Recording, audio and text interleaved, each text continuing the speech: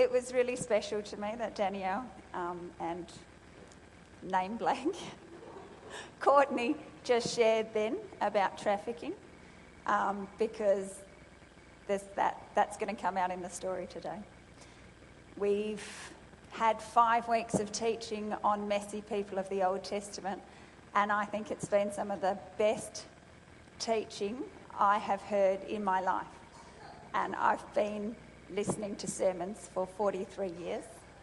I probably didn't pay much attention when I was young, but what I have loved is that over the 5 weeks, we have been reintroduced to Bible characters that we have read about, we have heard about in Sunday school, that we've grown up with these stories. And there are parts that we missed because we, as Westerners, are not very good at reading the Hebrew Scriptures. We don't understand what we're looking for, and we bring our Western structures and read it through those.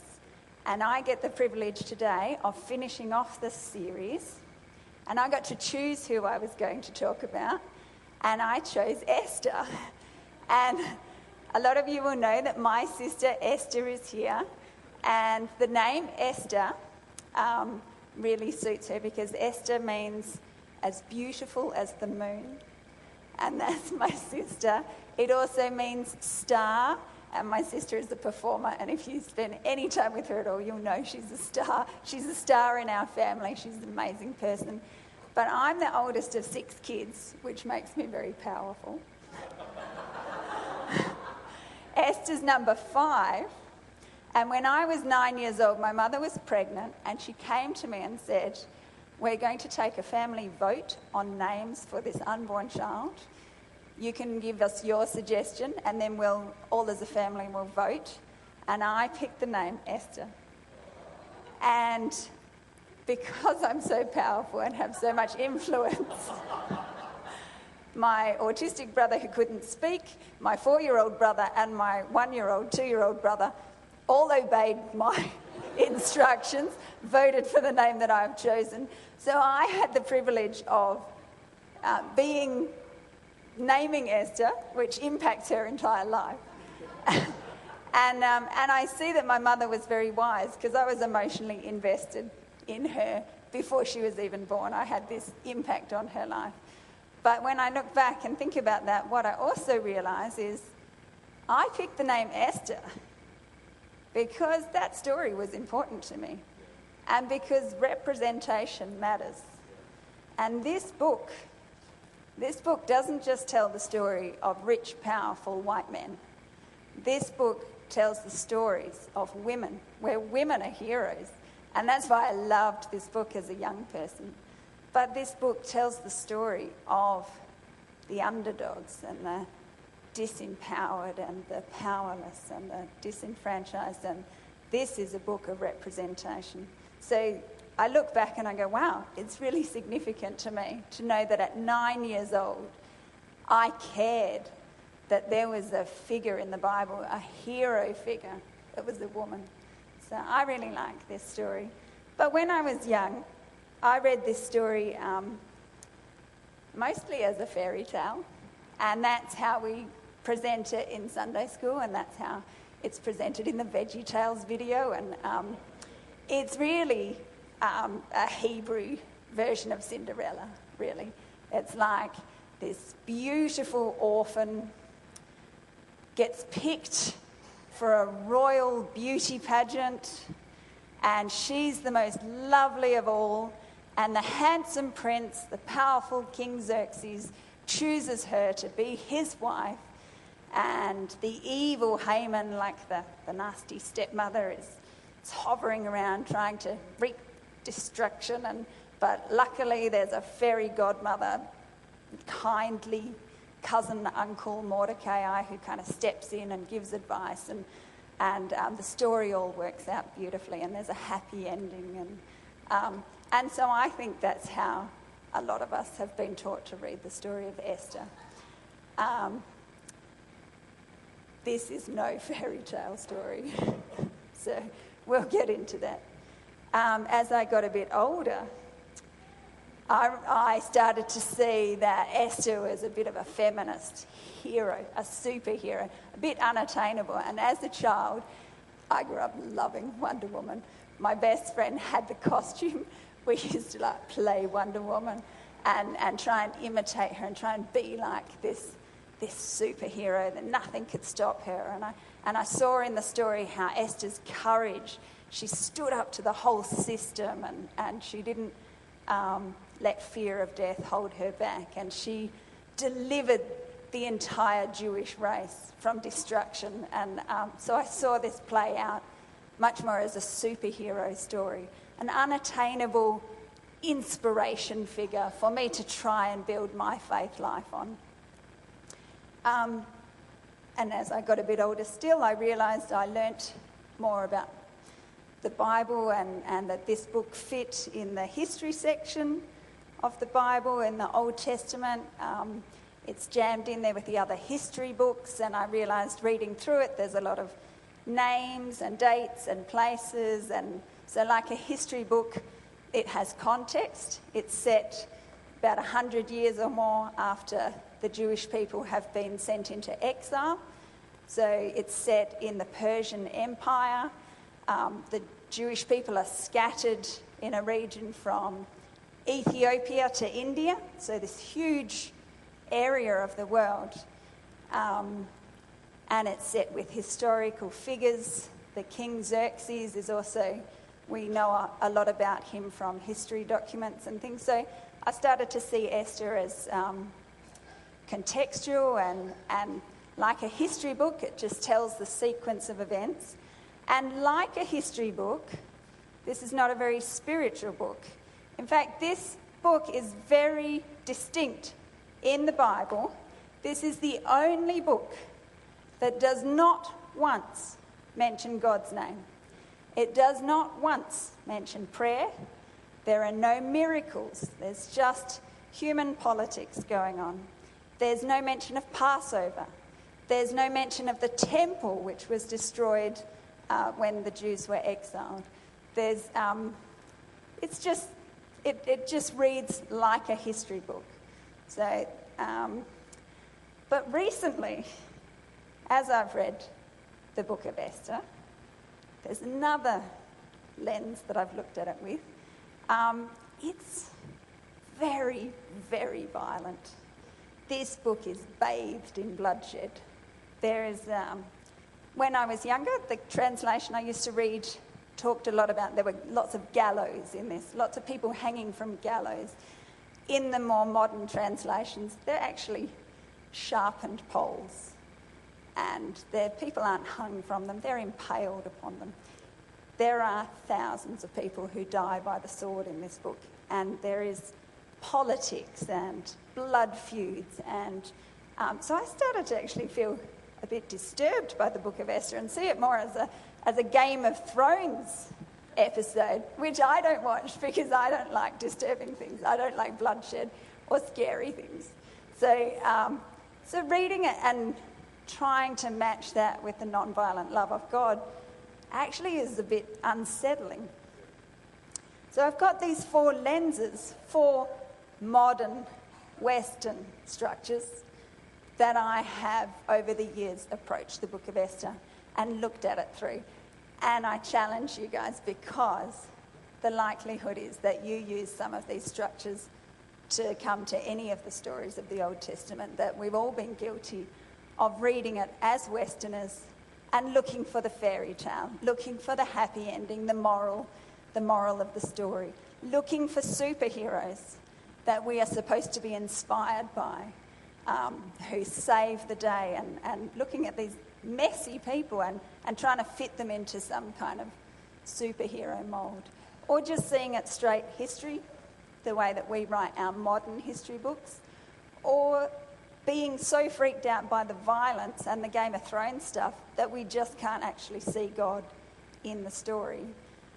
And it is a problem for us. It's a problem for each one of us because this is how we've grown up. This is the narrative structure that we have. From birth, we learn to read our books like this. So that's all that we can recognise. That's all that we can see the text from. But it wasn't written in 2016. It was written thousands of years ago in a different language, in a different context, in a different way, and particularly in a different structure than we are used to looking for. So when I tell the story of Esther today, because I want to help you see the structure, I'm going to use props. So I'm more of a Sunday school teacher than a preacher. So I've brought a box of props, and I'm going to try and walk you through the story of Esther.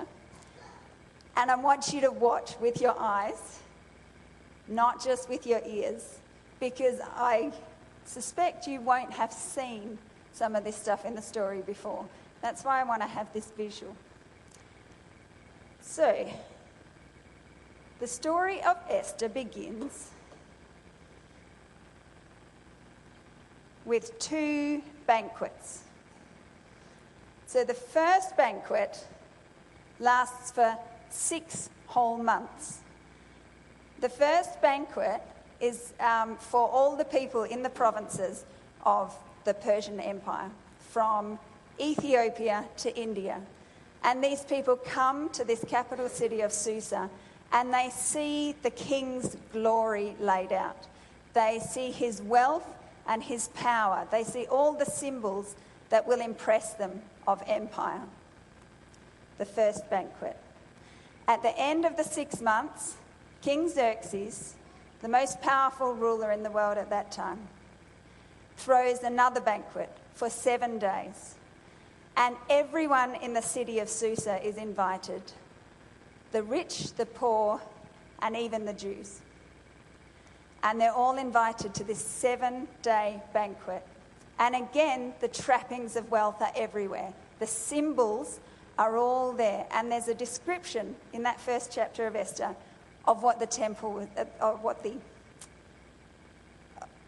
what the palace was like. And it describes the white curtains and the blue wall hangings and the purple ribbons hanging from silver rings on marble pillars, and couches made of gold and silver, and all sorts of precious jewels in the floor. And so you can imagine this really over-the-top pomp and ceremony and wealth on display for everyone to see. And at this banquet, the men go into one area and the women go into another. So for all time, this has been happening at parties. And the men are drinking out of goblets, golden goblets, specifically, of all sorts of designs. And the king gives this order that give them whatever they want. Keep the alcohol coming. And they've been drinking for 7 days. So this is a story of alcohol and empire.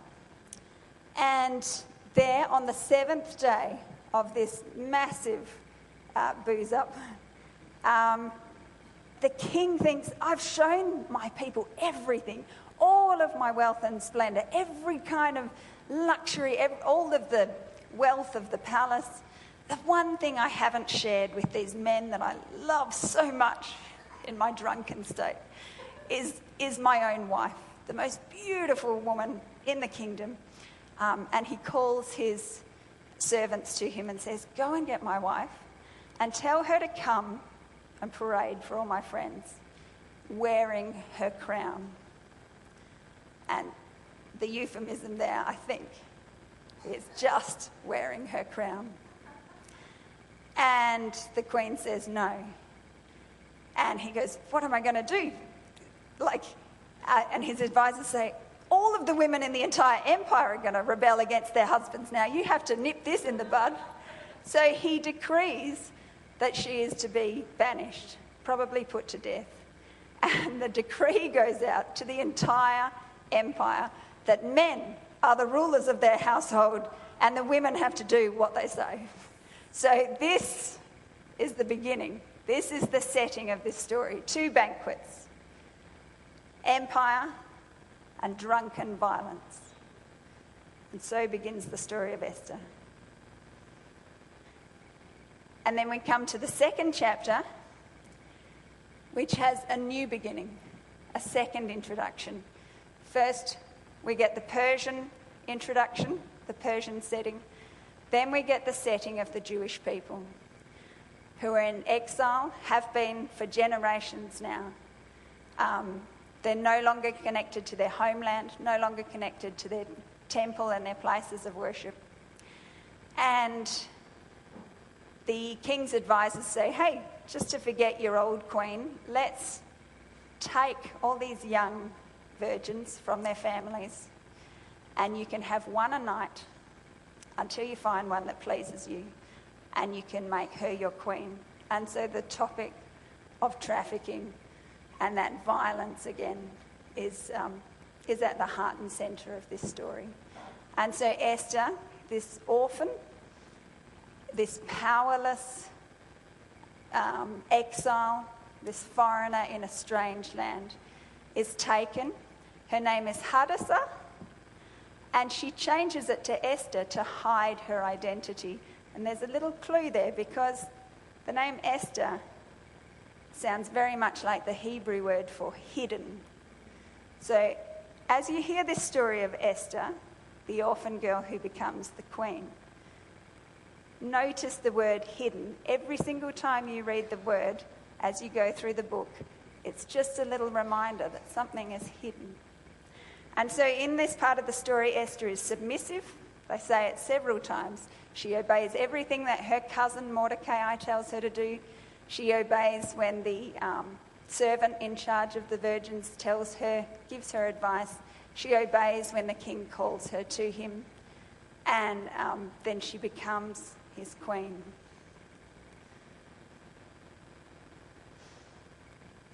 Okay. Next part of the story.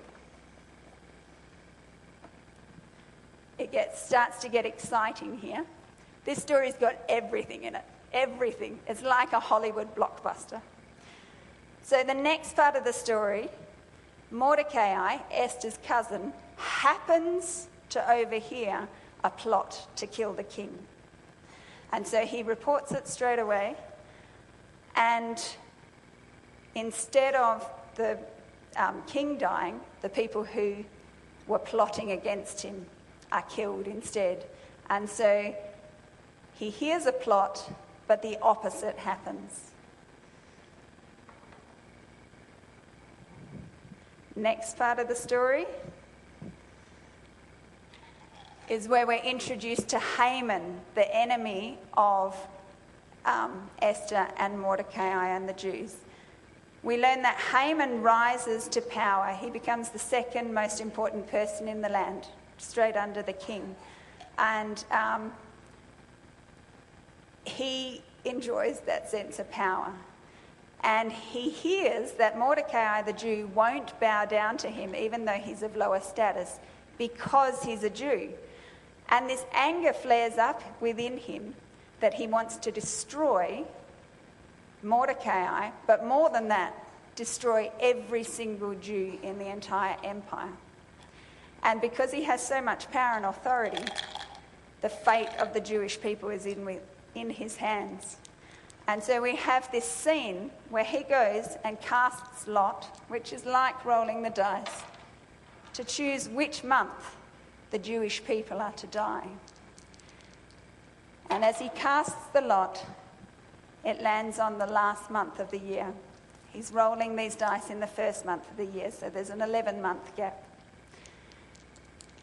And so we have the fate of the Jewish people resting in the hands of their enemy, all from the roll of a dice.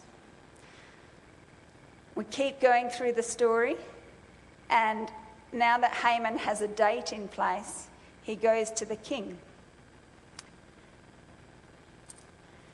And he says, "King, I've heard of these people, and they don't want to worship you. They don't want to submit to you and come under you, and they're just causing ruckus in the community, and I'd really like to get rid of them and deal with them for you. In fact, I'm going to offer you heaps of money to do it." And this is a selfish, this king is drunk on his own power, and that challenge that, he needs to be paid to deal with some upstart community in his kingdom offends him a bit, and he says, no, you keep your own money. I'll give you money, and I'll give you the ring of power. See, it's like Lord of the Rings. All of the major storylines are in this. And with this ring, you can make any law that you want and put it into action, and nothing can come against that law. It's irrevocable. And so Haman now has the ring of power. He has the king's treasury at his command, and he writes a law that goes throughout the entire land, that they are to kill, slaughter, and annihilate every Jewish man, woman, and child. And what's more than that, they don't just get to kill them, they get to keep their possessions. They get to, there's an incentive. There's an incentive to go kill your Jewish neighbour. You will get their land, their possessions, if you kill them. And the date is set for the end of the year, for this final month of the year. And so we've got this awful situation, this threat to the very existence of the Jewish people comes into play. And let me just think for a minute. Oh, yeah, that's right. As he gives that order, and it's sent throughout the kingdom, and men on horses ride like the wind to take this all throughout the kingdom, there's this scene where Haman sits down with the king, and together they drink. But outside of the palace walls, the whole nation is thrown into confusion. And Mordecai, the cousin of Esther, takes his normal clothes off and puts on sackcloth and ashes. Remember from the story of Jonah? We heard about sackcloth and grieving and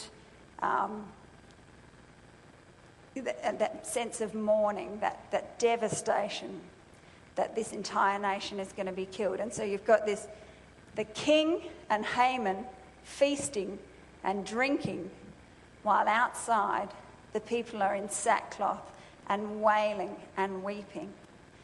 And Esther hears about this and sends clothes for her cousin Mordecai and says, get dressed, what's going on here? And he sends a message back to her because he can't come in the palace while he's in sackcloth, and says, don't you know about this terrible thing? You need to prepare yourself and go and tell the king what's happened and ask for the Jewish people to be delivered from this terrible threat. And Esther goes, do you know what that means? Have you heard about this guy? This guy kills his wife if she doesn't obey him. This guy gets drunk, gets angry, gets violent. And he has a rule that if I am to enter the inner court of his palace without his permission, do you not know that any man or woman that does that will die? And I haven't been called by this guy for the last 30 days. So, I've dropped off his radar. There's a lot of other women in the harem. This isn't safe for me. I will probably die. But I'm going to take that chance. And she sends a message back to Mordecai and says, get all the Jews to fast. And my maidens and I, we will fast. And we're going to set aside the next 3 days. And we are going to fast and prepare so that I can go in to the king and ask for this.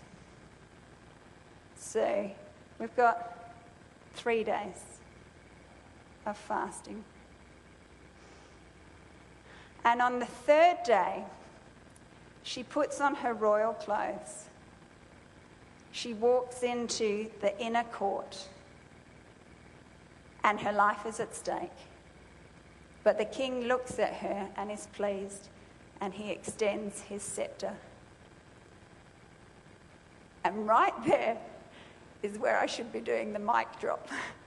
Because right there, if you are reading this as an ancient Hebrew, if you have been raised knowing your Torah back to front, if you know anything about this book, then when you hear the words, on the third day, I think some light bulbs should be sparking for you.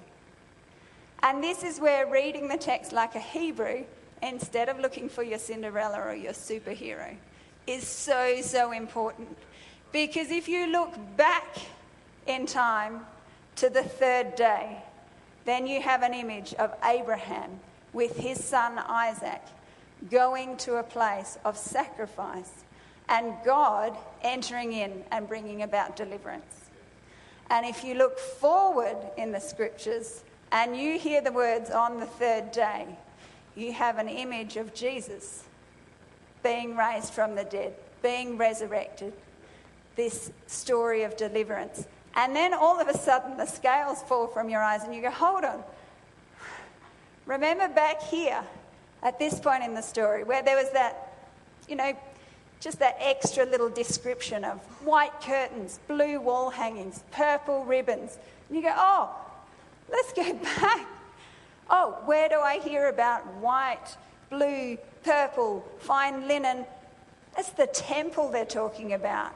These are images. These are the colours. The white, the purity of God. The blue, his holiness, his divinity. The purple, his royalty, that he is sovereign, he is the Lord. And so all these images of splendour of this palace, they are images of the temple.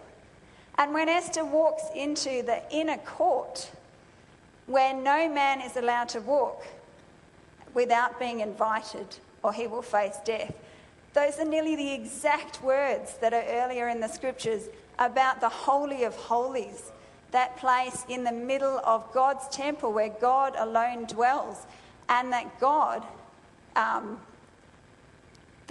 would extend his scepter and have mercy at that place is significant. And if the Holy of Holies comes back again in the future part of the text, if you skip forward to the Gospels, you know that that curtain that gets ripped in half when Jesus dies opens up that Holy of Holies to us so that we can step into it. And so suddenly this book that is non-spiritual, that does not mention the name of God once, not only does it have these symbols in it, but do you see who Esther is portrayed as? She's been fasting for 3 days. She has risen and put on her royal garments and entered the Holy of Holies in the middle of God's temple, and he has extended his scepter to her and shown her mercy, and she is there to ask for the deliverance of his people. And suddenly Wonder Woman is nothing. Like this is much bigger superhero, but the superhero of the story is not Esther. Esther is pointing at Jesus.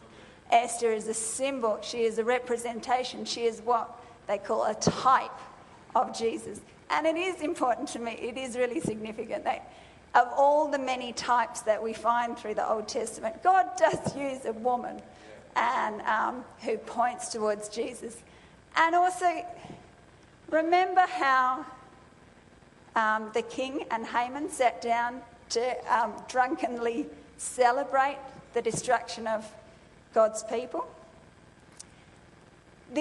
Esther is written like a history book. There's lots and lots of references to dates, and the actual exact date that this message was sent out on is recorded, and it says it was sent out on the 13th of Nisan, which is the first month of the year. And if you're a good Jewish person, if you're an ancient Hebrew hearing this text, you go, oh, what? You mean the day before Passover begins? Oh, that's significant, isn't it? That while these two evil men plotted the destruction of the Jewish people, the biggest picture of Jewish deliverance was then happening for the next 3 days. The death of the sacrificial lamb, the celebration, the Pesach Seder, the feast that the Jewish people were meant to be having. And at this time, instead of feasting, the Jewish people were fasting. And so all these symbols that are hidden there in the story, because we read it as Westerners who don't get all these references, all these parallels, suddenly becomes a story of God redeeming his people. So, are you seeing it? Do you like my symbols? So we're nearly halfway through the story. So Esther is there. The king is curious. Why on earth have you risked your life to come before me? It must be something really, really important. And Esther says, I'd like you to come to my rooms and have a banquet. And he's like, oh, that sounds good. And she says, and bring Haman. And he's like, oh, okay. What's this all about? And so we have another feast, another banquet. You're seeing a theme here? There's a lot of this happening in this book of Esther. And at this banquet, the king is still curious. And he says, tell me what you want. I'll give it to you, even if it's half my kingdom. And she looks and says, come back tomorrow night for another banquet. It's like, okay, that's easy. And Haman too. Okay. And Haman leaves this banquet delighted. His star is rising. He's already the second most powerful guy in the empire. And he is now just dined with the queen herself. And she's invited him back again. And as he hurries home, he walks past Mordecai, who doesn't bow to him. And he gets home, and instead of just being happy, his anger wells up again. And he says to his wife and his friends, this man, I can't wait till the end of the year. I need this guy dead right now. He is driving me nuts.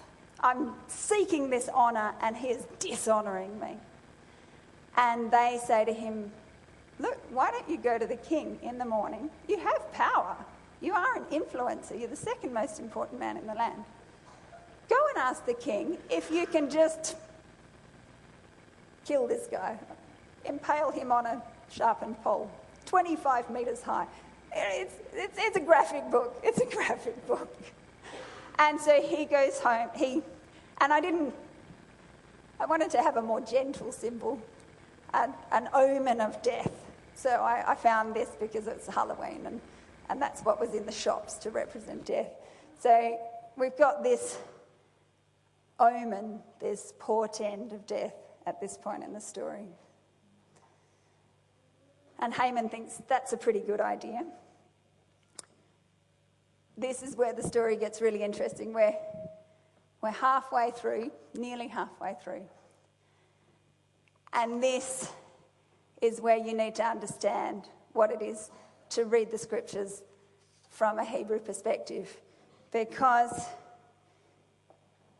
oops, I need to get my iPad in the right place.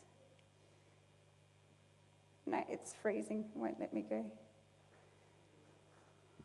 Remember the scroll? When you open up the scroll, which part of the text do you end up looking at? Oh, it's worked. Beautiful. It focuses in on the centre. And we're not used to this as Westerners because we look at the beginning of a story to get the context, and we look at the end of the story as the high point, the action, the really exciting bit, the chase scene where they're just about to die and everything's, going wrong, and all of a sudden salvation comes. And so we look to the beginning of a story, we look to the end of a story, but in general for us, the middle of the story is just all the build-up, just part of the action. And so I've always read this part of the story as just a little incident that happened along the way in this series of incidents, because the king has a sleepless night. But it's only in the last couple of years that I've learned that to pay attention to the centre of the story if it's a Hebrew narrative, because at the centre of the story, things are revealed. At the centre of the story, it magically, They're controlling it from there now. Now I see what's happening. At the centre of the story, we've got this different structure that we're not used to looking for. We're not used to. A Jewish child would grow up learning how to find the centre of the story, learning their alphabet one way and then the other way, and then in pairs, A and Z, B and Y, and learning that at the very centre, things are revealed. And so in the Hebrew text, in the Bible, we often find these structures which are called chiastic structures. Just think of chi, our friend. Chi is the letter X, and at the centre of an X is that pivot, that point where it all comes together, and the top half and the bottom half are completely mirrored. And this is something that we're not used to looking for in our stories, but it happens all the time throughout the Bible. And Esther is a particularly beautifully crafted book that has this structure. And so pay attention to the centre of the story, because one sleepless night, the night after the banquet, the king happens to not be able to sleep. And then the king happens to call his servants and say, "Oh, I can't sleep. I'm very, very narcissistic, self-indulgent kind of a person. So to fall asleep, I'd really like it if you got out the history books about me and read to me, and it'll make me so happy that I'll probably be able to fall asleep." And the servants happen to pick the exact scroll that tells the story of Mordecai foiling the plot against the king and overturning it. And the king goes, "That's an awesome story. Who is this guy? Did we do anything for him?" And the servant goes, "No, nothing's been done." And the king says, "Oh, I'd really like to discuss this with one of my advisors. I need to be able to give something back to this guy who saved my life." And he says, "Who's out there in the outer court? Go find someone." And there happens to be Mordecai walking in from his place saying, ready to ask, "Please, can you kill?" Sorry, Haman is in the outer court coming in to ask for Mordecai to be put to death. So all of these coincidences happen this sleepless night. And at this point in the story, everything changes. Everything is turned on its head. And the king gets Haman in and says, Haman, you're just the person I want to see. What can I do to glorify the man who I want to bring honour to? And Haman goes, "Clearly you're talking about me. I have been waiting for this moment for a long time. I have thought it all out. I have the details in my head. Right, what I want you to do is I want you to put him on your best horse, the one with the royal standard on its head. I want you to put a royal robe that you wear yourself, like a proper royal one, on him, yeah. And I want you to get, like, one of the most important officials in the whole court to come and lead this horse around the city square. And get this, I want you to get them to yell out loudly, 'This is what the king does for the man he wants to honour,' loudly, okay?" And the king goes, "Oh, that is awesome. I love that. I love every detail." And this is the centre of the story. He says, "Go and do everything you've just said to Mordecai the Jew. Don't leave any details out." And this is where the dominoes start to fall. And this centre of the story is like the jewel in a ring. We tell our Western stories in a line, and this Jewish structure is more of a ring where it starts at the beginning and comes back to the beginning, and the details match all the way around, but there in the centre is the jewel that gives context to this whole story. And so this is the story with the diamond in the centre, with the jewel in the centre. So pay attention to the centre of the Jewish narratives, because it gives context to what's about to happen. And I've got one more prop. So this honour that Haman was seeking for himself, one thing down. He has to go and honour Mordecai. Mordecai, who is weeping and mourning and in sackcloth, he takes the sackcloth off and puts on the royal robe. He puts him on the horse. He goes around the square yelling, "This is what's done to the man I want to honour."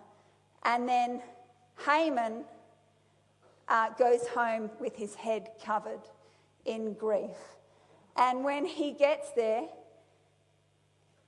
he obviously can't go asking for Mordecai to be put to death now. And his wife and the wise men who advise him gather around him and say, this guy that you are starting to fall in front of, you were rising, now you're falling. See that? See that X? You were rising and now you're falling. If this guy is a Jew, then this is going to be fatal to you. You are going to die if you face this guy. And then Haman is led by the guards, by the servants, to the next banquet. So where last time, the first round of the story, he left happy, this time he is led to this banquet, to the place of his death. And Esther tells the king of this plot that Haman has to destroy her and her people. And Haman throws himself on the queen while the king's out of the room. Remember this guy? He gets drunk, he gets angry, he walks back in, thinks that the guy is doing something he shouldn't to his wife, goes, "What, on top of trying to kill the Jews? You're trying to molest my wife now?" And Haman ends up on the sharpened pole, the 25-metre high sharpened pole that he had chosen for Haman's demise. Sorry for Mordecai, I'm getting them mixed up. And then the next symbol is the third day. So the king's anger subsides. This guy just has a short temper. Haman is taken care of now, but Esther and Mordecai and the entire Jewish people are still in danger. And on the third month, this time, not the third day, on the third month, Esther enters the inner court again, and the king extends his scepter again, and she throws herself at his mercy and says, "My people are going to die. Can you do something about this?" And he gives her and Mordecai the ring of power and says, "You can write an edict saying whatever you want." And they write a law that is nearly word for word exactly the same as what Haman's one was.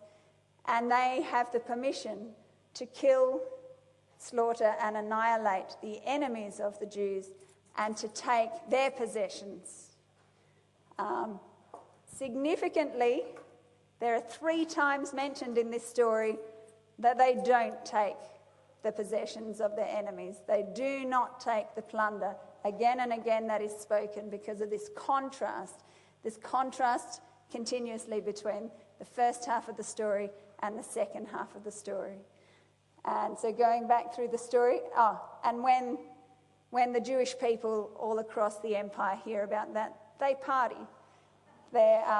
It's still, about 8 months away, this destruction, but they know that their lives are going to be okay. And what's more, heaps of the people join the Jewish people. They realise what's happening. They realise which direction this is going. And they join the Jewish people. They support them. So we've got this reversal here, where no longer do we think that the fate of God's people is in the hands of their enemy, but we realise that the fate of them all is in the hands of God.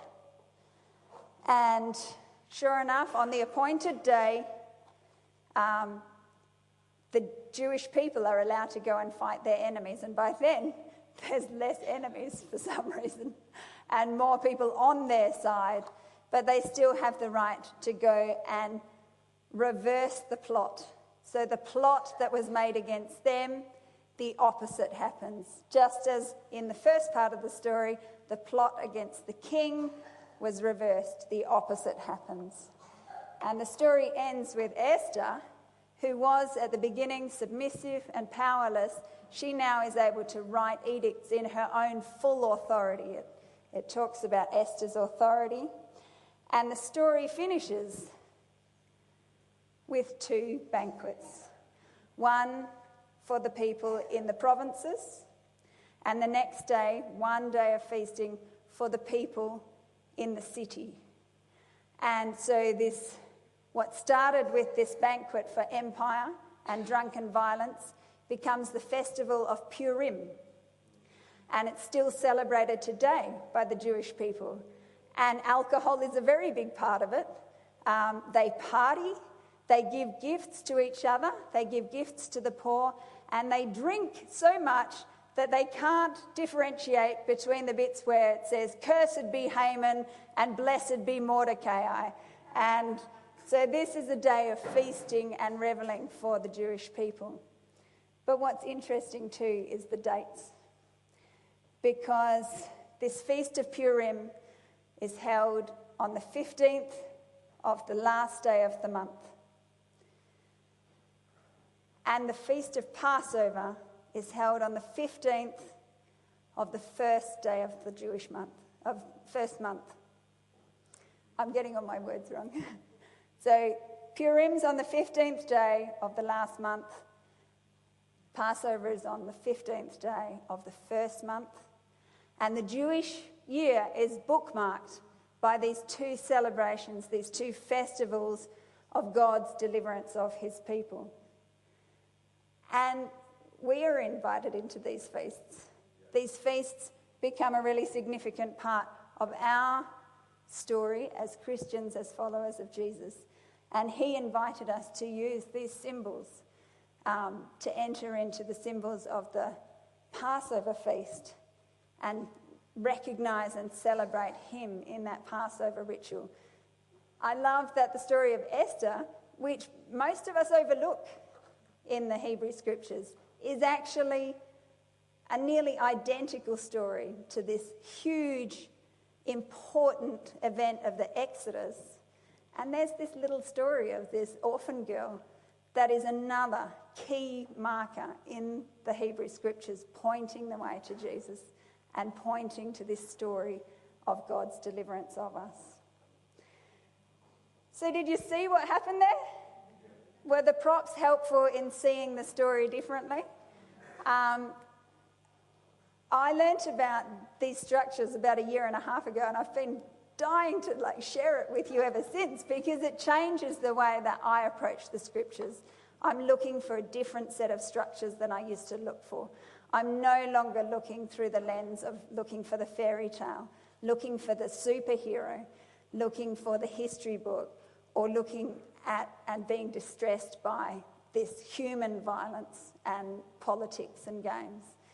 And I'm realising that again and again and again through this book that the story of Jesus is revealed in the Old Testament in places that we weren't expecting him, that his story is told again and again, and that we need to actually learn a new set of skills to be able to interpret and to find that. And so we're going to use these symbols today, these symbols of deliverance, and we're going to gather together as a church and share in communion.